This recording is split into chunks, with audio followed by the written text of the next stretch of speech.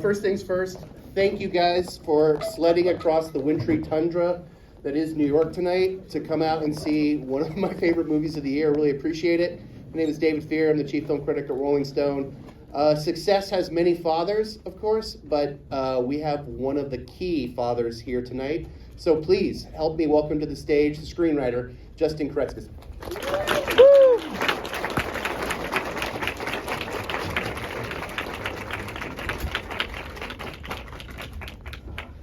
Thanks for being here. So, I don't know how many people know, this is the second film that you've worked on with Luca. And you were in the middle of working on the script for when he approached you and said, hey, I'm thinking you might be the person to adapt this novel. That means so much to me. So, what were those early discussions like? How did he pitch this to you exactly? He didn't really have to pitch it to me. We were just, in the middle of this really beautiful collaboration together, and he just handed me the book one day and said, have you read this? And I hadn't. I had read other books, but he said, read it tonight and tell me if you'll adapt it for me. And so I went home from set and read it that night and called him and immediately said yes, even though I had no real idea how I was going to write the script. So we're going to get into that. We're going to get into how you kind of climb this seemingly, possibly unclimbable mountain. But first, I'm curious. What was you said you read some of Burroughs' work for this. What was your relationship with his work like? Were you a fan? I mean, how much of his work did you know, or was it more of just, you kind of knew the junkie priest, elder hipster persona that was so prevalent, in the last 10 years of his life? Well, yeah, the persona is really pervasive, and it really is very seductive, especially when most of the people I knew encountered Burroughs for the first time was when you're a teenager, which is coincidentally when Luca encountered this book. But, for me, Ginsberg and all of that when I was 15, 16. And so this persona of the kind of austere, hip, gruff, sometimes very macho writer that was Burroughs was really attractive to me, and I kind of came into the reading of Queer expecting that. And then I found first of all, I found a story that was for the most part a very linear love story, which surprised me. And then I found a character in William Lee who was this very sweet and tender and sometimes very embarrassing guy, a guy who didn't know when to shut up and didn't know how to say the right thing and would get stuck in the middle of the room because he was starting to approach the object of his desire, and then that guy went and sat somewhere else, and now he doesn't know where to go. And that felt like a guy I could reach out and touch. Yeah, it's funny. I mean, Queer wasn't published until the 80s, and I think a lot of folks, I came to it very late after I'd read a number of his books, and it's interesting when you go into it because you expect the kind of like, the persona, you expect and he had the needle and he took it out and the crazy mugwumps ran around kind of thing.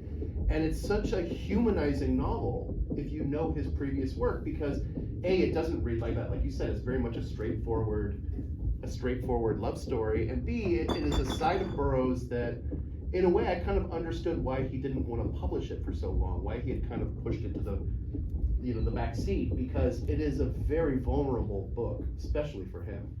Yeah, it's a very revealing book, but I found that actually made me feel like I saw Burroughs for the first time, or I really saw a Burroughs that felt like a real person to me, which is also, it's also really important that it's a character, and it's not Burroughs. It is an alter ego, but enough is different about William Lee from William Burroughs that I felt free to encounter this person on the page instead of this person who lived in the public consciousness, No, it's certainly not a biopic, but I do feel like you guys probably did a lot of research into Burroughs' life. You did a lot of research into, I want to make sure I get his name right, it's Adalbert Marker, right? That's the character. Yeah, Adalbert Lewis Marker. Right. And you guys had a scholar that you consulted, a Burroughs scholar on set. Oliver Harris, yeah. When you were starting to put this together, talk us through the decisions you were making about, okay, these are the things I do want to pull from his life and put in here that feel relevant. these are the references to, other works by him we can put in. Obviously, there's the William Tell reference at the end, which I believe happened in South America, or was it Mexico? No, it happened in Mexico. Okay. Yeah. So walk us through that creative process before we get into the nuts and bolts of the adaptation. Yeah, well, it was all from the perspective of really being careful that we were not making the William S. Burroughs biopic, that we were making a movie of a fictionalized version of him, which was this character, William Lee. And so I had to pay attention to the choices of what Burroughs chose not to include in his own life in the book. Like, for example, Burroughs, the man, was in Mexico City with his wife and his kids. Right. And they're hardly mentioned in Queer except in a vague sort of dream sequence. So you really would have to know that in order to project that onto the character. And so, for example, that we decided we would not include in the movie, because the book just drops you into this guy who's already living his life in Mexico. Yeah. And then if you read Junkie, you know that he's in Mexico in the first place because being addicted to opiates made him a criminal. So he's essentially on the run from the US. Mexico's a little more relaxed about that. But then there were things from Burroughs' life that felt unavoidable. And that was stuff like the William Tell routine that you're talking about, which for people who don't know, Burroughs shot and killed his wife they were drunk and they were having a party and she put a shot glass on her head and he was trying to shoot the shot glass off and shot her in the head. And he talks about in the introduction to the version of Queer that I read, that this event kind of haunted the writing of that book and was in many ways the event that made it possible for him to be a writer, or almost forced his hand into accepting that he already was a writer. So because that was an event that sort of loomed so large in his life at the time that he was writing this book, it felt inseparable from the book. So we had to find a way to incorporate that into the movie without opening up the door to, again, his whole domestic life, which we weren't interested in because Burroughs made a very conscious decision not to include it in the main text of Queer. Right. So when you were having these early discussions with Luca, which I think you guys talked through the book over a couple of weeks or a month before you actually started writing the script, correct? Yeah, when I first was trying to remember it, it felt like months, but it could have only been like 3 weeks between when he gave me the book and when I actually started writing. Because I think he gave me the book in April and I started writing in May, and I had a draft in June, and then we sent it to Daniel. Yeah. Wow, who's your dealer? That's a very quick turnaround. Forgetting for a second the pressure of someone being like, this is one of my favorite books, please adapt it into a movie for me to direct.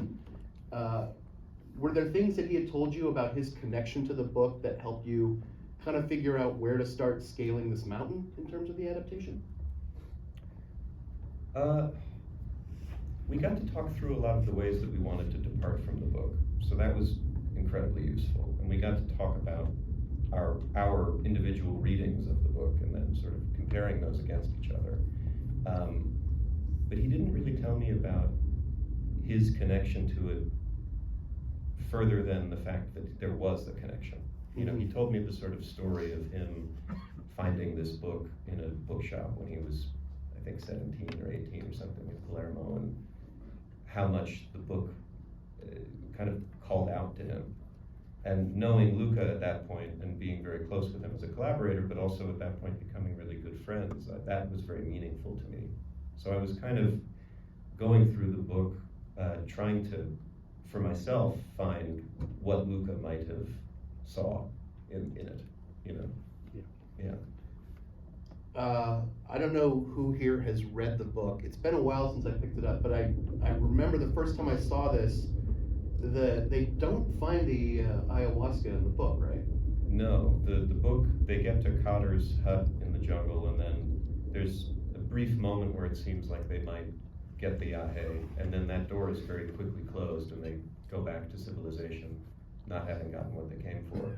And I think you've said in interviews, we were really curious as to what was behind that door, and we wanted to open it. So please talk about how you guys figured out how you were gonna map out what's essentially the last the last act before the coda, and how that really informs the relationship, how it informs the kind of last gasp at him trying to sustain this bond, how it ends up being the thing that really kind of bonds them, but also makes them say farewell to each other. Yeah, well, I mean, what's great about Luca as a collaborator is that he has very specific ideas, but then he also is very interested in letting people have their own creative process within the work, you know, and that's not just applicable to me, it's applicable to, you know, Jonathan Anderson, our costume designer, to Trenton Atticus, the score, the actors.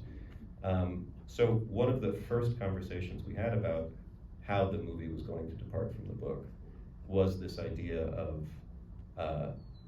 them actually opening that door and walking through and seeing what was on the other side. But then it was kind of up to me, at first at least, to figure out how that was going to operate and how that would look, and how they would each react to that experience, you know, because I think part of what I found interesting about that as a concept was that the whole movie, Lee is talking about this promise of communication on the level of intuition or telepathy. Mm-hmm. And it wasn't a given to me that were that to happen, that all of the problems you had communicating would be solved. You know, it kind of felt like, who's to say you might react differently, you know, or you might not like what you see, or it might be too much. You might come out of it and still be where you were and feel more alone than you did before, you know. Because I do think that's so much of what the book is about, is this limit of what you can get from another person. Yeah, what is it that Luca's been saying during the press where it's not an unrequited love story? Yeah, he has this really beautiful way of talking about this movie where he says it's not a story of unrequited love, it's a story of unsynchronized love. And that so good. He's really, yeah, he's very good at talking, among other things. Yeah, no, he's really one of the most well-spoken people I've ever met, and it's because of things like that, his really sharp summation of what's going on in the movie, that, you know, so much of this movie is about the two of them trying to get in sync, and that's more difficult than it sounds, you know. And then there's a sort of horror that happens when you are in sync for an extended period of time, because it's always very scary to get what you want, you know, because inevitably you have to chase after it without knowing what it looks like. Yeah, or you get what you want and still find it wanting, which is even scarier. Yeah, exactly, exactly. So I know you weren't writing for the actors specifically, because I don't believe anybody had been cast at that point, but you were clearly writing for a specific director, and I can only imagine that must have changed how you were adapting the piece, knowing that, like, okay, so I've worked with Luca, I've seen firsthand how he directs and how he visualizes stuff, and you know how something goes from the page to the screen filtered through his vision. How did that affect how you wrote? I'm assuming there were scenes where you're sort of like, and then Luca does his thing. Yeah, I mean, or the other version of that is that because I knew Luca was going to make this movie, and that was the first time I had written a movie knowing written anything knowing who was going to collaborate on it, you know, knowing who was going to eventually go make it. I was writing scenes that I was excited to watch Luca make, you know, and I was doing that with the knowledge of coming from set every day, watching him make a movie that I wrote before we knew each other,